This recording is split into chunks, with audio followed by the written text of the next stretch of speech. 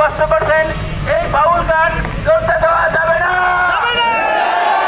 যারা এই দেশে বাউল গানের, ইসলামী বাউল গানের নাম দিয়া আমাদের সাথে চলাফেরা করে, তাদেরকে আমরা আমাদের সাথে চলতে দেব না।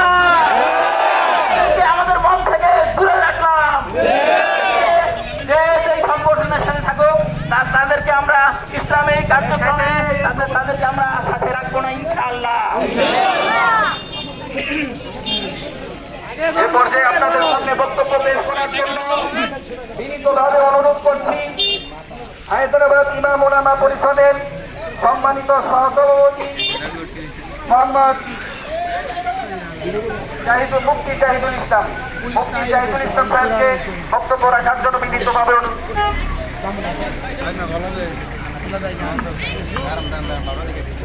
نحمد ونصلي على رسوله الكريم أما بعد فأعوذ بالله من الشيطان الرجيم بسم الله الرحمن الرحيم تعاونوا على البر والتقوى ولا تعاونوا على الإثم والعدوان صدق الله العظيم সম্মানিত তৌহিদি জনতা, হকের পক্ষে,